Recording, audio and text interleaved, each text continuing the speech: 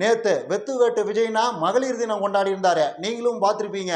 அவர் இப்படி மகளிர் தினம் கொண்டாட போறேன்னு அறிவிச்ச உடனே அந்த பக்கம் நிறைய பேர் அன்பொழுக, ஏண்டா மானங்கெட்ட நாயே, உனக்கு மகளிர் தினம் ஒரு கேடா?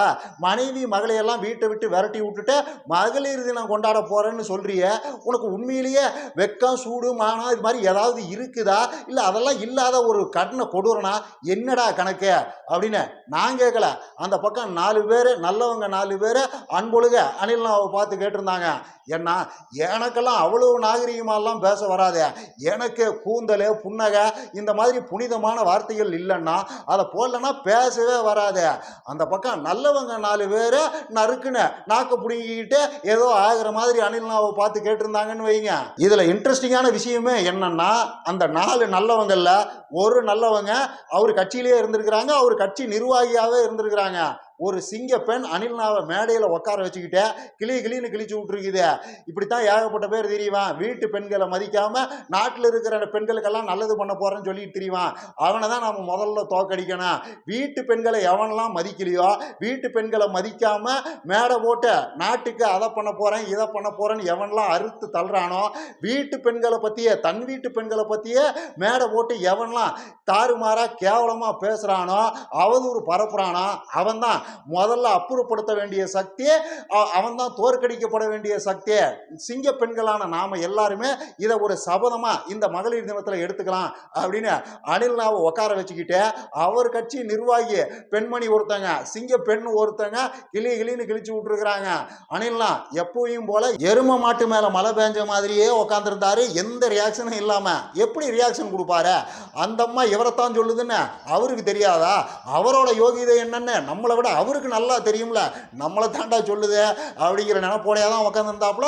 சும்மா அப்படி எந்த ரியாக்ஷனும் இல்லாமல் இந்த ஈரான் போரால தான் என்ன விலை ஏறி போச்சு போல அப்படின்னு, அது எங்கேயோ நடக்குது என்னமோ நடக்குது, நமக்கு அந்த எந்த சம்மந்தமும் இல்லைங்கிற மாதிரி அப்படியே உட்காந்துட்டு போயிட்டாருன்னு வைங்க. இதில் கூடுதலாக இன்னும் சில இன்ட்ரெஸ்டிங்கான விஷயங்கள் இருக்குது. இது சம்மந்தமான வீடியோ ஆதாரமும் இருக்குது. இது எல்லாத்துக்கும் அப்புறமா வர்றேன். அதுக்கு முன்னாடியே அந்த மகளிர் தின கூத்துல நடந்த இன்னும் பிற இன்ட்ரெஸ்டிங்கான விஷயங்களை பற்றி பேசிட்டு போயிடுவான். அதாவது வழக்கம் போல அந்த மீட்டிங்லையும் என் நெஞ்சில் குடியிருக்கும் அப்படின்னு தான் அனில்னா ஆரம்பிச்சாரு. சரியா 3 மணி நேரத்துக்கு முன்னாடியே இந்த பேச்சை, இந்த எச்ச பேச்சை இந்த வெத்துவேட்டு அனில் பேசுறதுக்கு சரியா ஒரு 3-4 மணி நேரத்துக்கு முன்னாடி தான் இவருடைய மனைவி சங்கீதா செங்கல்பட்டு கோர்ட்டில் ஒரு பெட்டிஷனை போட்டிருக்கிறாங்க. எனக்கு குடியிருக்கிறதுக்கு வீடு இல்லை, எனக்கு அந்த விஜய் குடியிருக்கிற அந்த நீலாங்கரை வீட்டில் முழுமையான உரிமை இருக்குது, அதில் அவருக்கு என்ன பங்கு இருக்குதோ அதே பங்கு எனக்கு இருக்குது, ஆனால் என்ன அங்கே குடியிருக்கக்கூடாதுன்னு விரட்டி விட்டாப்புல, எனக்கு அந்த வீட்டில் குடியிருக்கிறதுக்கு ஜட்ஜையாவான நீங்கள் தான் ஒரு ஏற்பாடு பண்ணணும், நான் அந்த வீட்டில் தங்குறேன்னு போனா வக்கீல வச்சு இந்த வெத்துவேட்டு விஜய் என்ன மிரட்டுறாப்புல, இதெல்லாம் அநியாயம் இல்லையா, பார்த்து ஏதாவது பண்ணுங்க. இது மட்டும் இல்லாமல் கோடியா சம்பாதிக்கிறாப்புல, எனக்கோ என் பிள்ளை குட்டிகளுக்கோ கை செலவு கூட காசு கொடுக்க மாட்டாரு, இதெல்லாம் என்னன்னு கேளுங்க, அந்த ஜீவனாம்சத்தை ப்ராப்பராக வாங்கி கொடுக்க ஜட்ஜையா அப்படின்னு இவரின் மனைவி சங்கீதா செங்கல்பட்டு கோர்ட்டு படியேறி இருக்கிறாங்க. இவரு இந்த பக்கம் என் நெஞ்சில் குடியிருக்கும்னு ஆரம்பிக்கிறாரு. அதாவது ஒட்டுமொத்த தமிழ்நாட்டையும் தான் நெஞ்சுக்குள்ள குடி வச்சிருக்கிற இந்த வெத்துவேட்டு விஜய் தன் மனைவியை மட்டும் வீட்டுக்குள்ள இல்லாம விரட்டி விட்டாப்புல, குடியிருக்கிறதுக்கு இடம் இல்லாம விரட்டி விட்டாரு.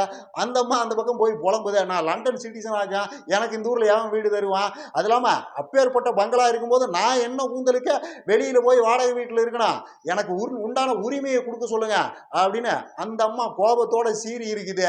என்னத்தை சொல்றது, இருந்தாலும் வழக்கம் போல என் நெஞ்சில் குடியிருக்கும்னு ஆரம்பிக்கும் போது அந்த பக்கம் இருக்கிறவங்க எல்லாம் ஆன்னு திறக்கிறாங்க. அவங்களுக்கெல்லாம் உண்மையிலேயே மண்டையில மூளைன்னு ஏதாவது இருக்குமா இல்லையா எனக்கு புரியல. ரசிக வெறிங்கிறது என்ன அவ்வளவு கொடூரமானதா?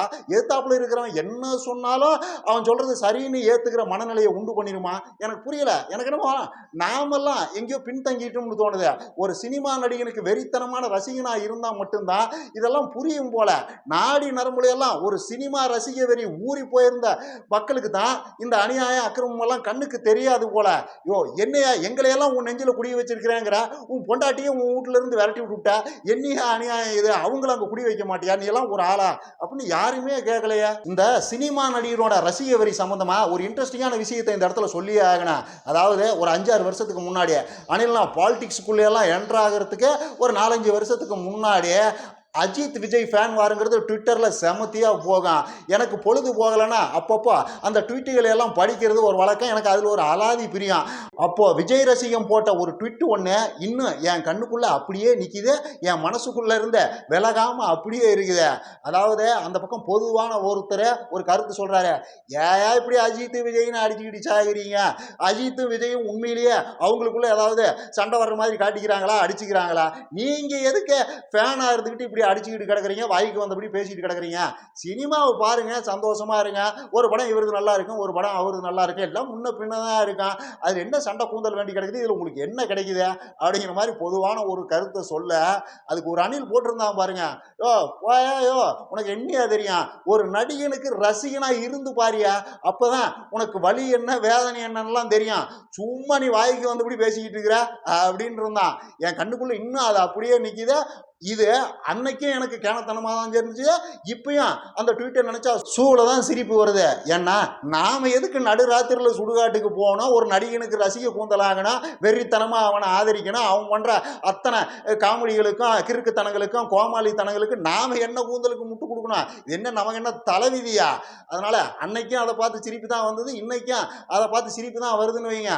ஆனா அன்னைக்கு அப்படி போட்டான் பார்த்தீங்களா, அவன் இன்னைக்கும் அப்படித்தான் இருப்பான். யோ உனக்கு என்னையா தெரியும், விஜய் ரசிகனா இருந்து பாரியா, அப்பதான் உனக்கு வாழ்க்கைனா என்ன, வலினா என்னன்னு தெரியும், வேதனைனா என்னன்னு தெரியும், முட்டு கொடுக்க முடியாம தடுமாறுற கஷ்டமெல்லாம் என்னன்னு உனக்கு அப்பதான் தெரியும்னு தான் சிரிக்காம சொல்லுவான்.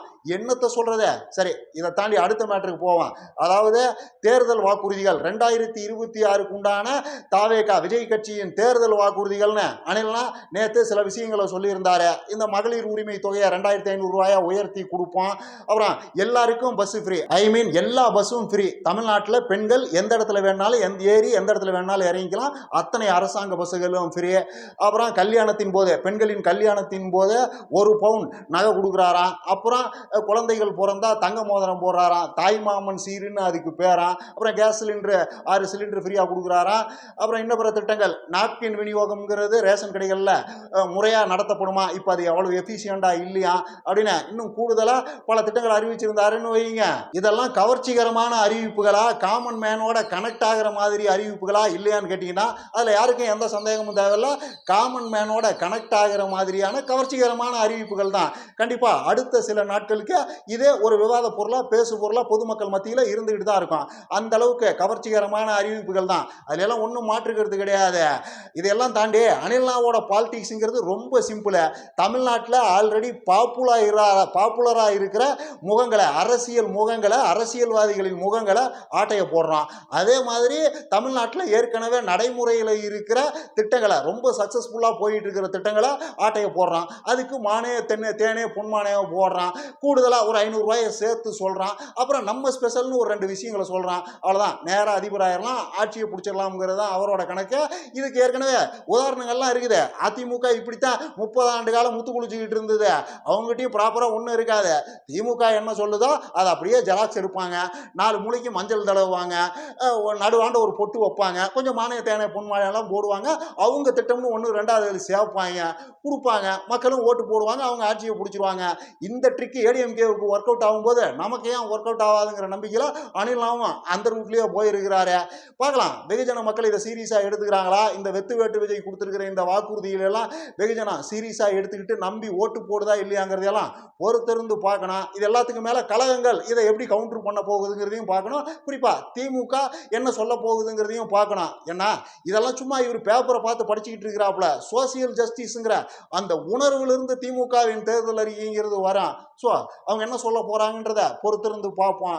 நம்ம என்ன சொல்கிறோம்னா, இந்த வெத்து வேட்டு விஜயை நம்பாதீங்க, இந்த வெத்து வேட்டு விஜய்க்கு ஓட்டு போட்டிங்கன்னா இப்படி கோர்ட்டுக்கு தான் தெரியணும். அவர் அந்த பக்கம் திரிஷாவோட கல்யாணத்துக்கு போயிட்டு இருப்பாப்புல, நாம் அவர் மனைவி மாதிரி கோர்ட்டு பரியேறி குடியிருக்கிறதுக்கு வீடு இல்லைன்னா கேஸ் நடத்திக்கிட்டு தெரிய வேண்டியதான். அதுதான் நடக்கும்.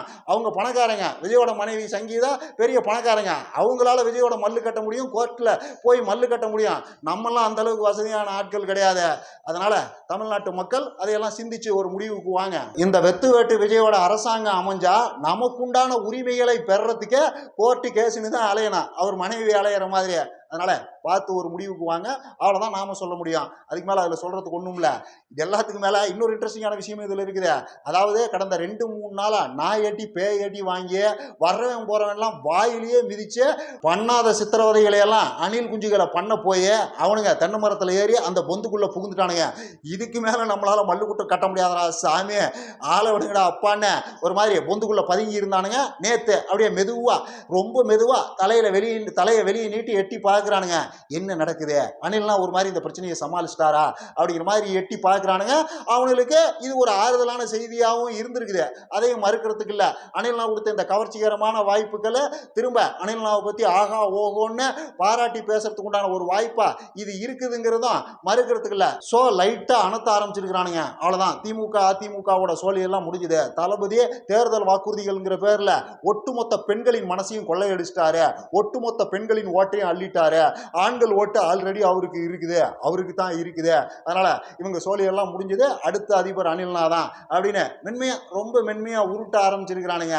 இதை ஏன் அவனுங்க பழையபடி ஆக்ரோஷமா இல்லாம ரொம்ப மென்மையா உருட்டிக்கிட்டு இருக்கிறானுங்கன்னா இதுல ஒரு இன்ட்ரெஸ்டிங்கான விஷயம் இருக்குது. அதாவது இன்னைக்கு தேதிக்கு அவனுங்க வேற யாரையும் பார்த்தாலும் பயப்படுறதில்ல. திமுக அதிமுக பிஜேபியை பார்த்தாலும் அவனுக்கு எந்த பயமும் கிடையாது. அவனுடைய முக்கியமான பயமே அணில்னாவை பார்த்து தான். இந்த ஆளு என்னைக்கு என்ன இலவ கூட்டுவாப்புல, என்னைக்கு நம்மெல்லாம் செருப்படி வாங்குற மாதிரியான ஒரு நடவடிக்கைகளில் ஈடுபடுவாப்புல அப்படிங்கிற டவுட்லாம் அவனுக்கு வள்ளுவா வந்துருச்சு. குறிப்பா இந்த திரிசாவோட அவர் கல்யாணத்துக்கு போன அடுத்த நாள்ல இருந்து அவனுங்க மனநிலையில பெரிய அளவுக்கு மாற்றம் வந்திருக்குது. இந்த ஆளு என்ன இலவ கூட்டுவான், என்னத்தை பண்ணுவான், என்ன தேர இழுத்து தெருவில் விடுவான், என்ன பஞ்சாயத்தை புதுசா கிளப்பி விடுவான்லாம் யாருக்குமே தெரியாது. நம்ம பாட்டுக்கு குருட்டுத்தனமா முட்டு கொடுத்தா எல்லாம் சுத்தி நின்று வெளுக்கிறாங்க. வர்றவன் போறவன்லாம் வாயிலேயே மிதிக்கிறான். தேவையா? விஜய்க்கு ரசிகனா இருந்து தொலைச்ச அந்த பாவத்துக்கு இந்த கருமத்தை எல்லாம் என்ன கூந்தலுக்கு நாமெல்லாம் சகிச்சுக்கணும், எவனே தெரியாதவட்டையெல்லாம் வாயிலேயே மிதி என்ன கூந்தலுக்கு வாங்கினா அப்படிங்கிற முடிவுக்கு அவனுக்கு வந்துட்டானுங்க. அந்த யதார்த்தமெல்லாம், அதாவது அணில் என்னைக்கு என்ன இலவ கூட்டுவாப்புலையோங்கிற அந்த யதார்த்தமெல்லாம் அந்த பயமெல்லாம் அவனுக்கு வள்ளுவா வந்துருச்சுன்னு வைங்க. அதனால மையமா பேசுறானுங்க. எனக்கு தெரிஞ்ச ஒரு அணில் கூட அப்படித்தான் சொன்னாப்புல. அதாவது ப்ரோ, என் ஓட்டு விஜய்க்கு தான், அவர் சொன்ன வாக்குறுதிகளை எல்லாம் நிறைவேற்றாப்புல, எனக்கு அந்த நம்பிக்கை இருக்குது, அவர் தான் அடுத்த அதிபர். அதை தாண்டி எதுவும் என்கிட்ட கேட்காதீங்க ப்ரோ, நானும் எங்கள் அண்ணனுக்காக இனிமேல் யாருக்கிட்டையும் ஓட்டெல்லாம் கேட்க மாட்டேங்க ப்ரோ, எங்களால் இதுக்கு மேலே முடியாதுங்க ப்ரோ அப்படின்னு நேக்கா ஒதுங்குறாப்புல. பல அணில்களின் மனநிலைங்கிறது கிட்டத்தட்ட இதுதான். பார்க்கலாம் அணில்களோட அடுத்தடுத்த கட்ட நடவடிக்கைகள் எதை நோக்கி போகுது, எப்படி இருக்குதுன்னு. ரைட், இப்போ அந்த சிங்கப்பெண் ஒருத்தங்க அணில்னா முன்னாடியே சீர்னு அந்த கதைக்கு வர்றேன். முதல்ல அந்த அம்மா என்ன சொல்லுச்சுங்கிறத கேட்டு வந்துருங்க. இந்த மகளிர் தினத்தில் நாம் அனைவரும் உறுதியாக எடுத்து சொல்ல வேண்டியது என்னன்னா, பெண்களை முதல்ல மதிக்கணும். சும்மா பெண்களை ஒரு மேடையில் ஏறி அவதூறாக பேசி அவமானப்படுத்தி அவர்கள் வீட்டு பெண்களை நினைவில் வைத்துக் கொள்ளாமல் அவதூறு பரப்புகின்ற ஒரு ஆண்மகனையும் வீழ்த்த வேண்டும் என்று இந்த சிங்க பெண்களை கேட்டுக்கொள்கிறேன். கேட்டிங்களா அந்த அம்மா என்ன சொல்லுச்சுன்னு? அந்த அம்மா யாருன்னு நமக்கு தெரியாது. ஒருவேளை 200 ரூபா ஊப்பியாக கூட இருக்கலாம், திமுகவின் சதியாக கூட இருக்கலாம், என்ன வேணா இருந்துட்டு போட்டான். அந்த அம்மா உண்மையை சொல்லுது. எவன் மேடை போட்டு தான் குடும்ப பெண்களை பற்றியே கேவலமாக பேசுகிறானோ அவனை தான் முதல்ல அடித்து துரத்தினா, அவனை தான் தோக்கடித்து விரட்டி விடணுங்கிறத அந்த அம்மா தெளிவாக சொல்லுது. இன்னைக்கு தேதிக்கு தான் குடும்ப பெண்களையே மேடை போட்டு கேவலப்படுத்துகிற ஆள் யாரு? வேற யாரு? எல்லாம் நம்ம விஜய்னா தான். நேற்று மேடையில் அவர் ஒரு விஷயம் சொன்னார்ல, அதை விட ஆகச்சிறந்த கேவலம்னு ஒன்று இருக்குதா? என்னத்தை சொல்றது? அது என்னது? அதெல்லாம் ஒர்த்து கிடையாது பூரா. நீங்கள் எதுக்காக ஃபீல் பண்ணிக்கிட்டு இருக்கிறீங்க? நீங்களாம் ஒன்றும் ஃபீல் பண்ண தேவையில்ல, அதெல்லாம் அவ்வளோ ஒர்த்தான விஷயம் கிடையாது, எல்லாம் நான் பார்த்துக்கிறேன் அப்படின்னு ஒன்று சொன்னார். அதை விட பெண்களை கேவலப்படுத்துகிற வேற ஒரு விஷயம்னு ஒன்று உலகத்தில் இருக்குதா என்ன?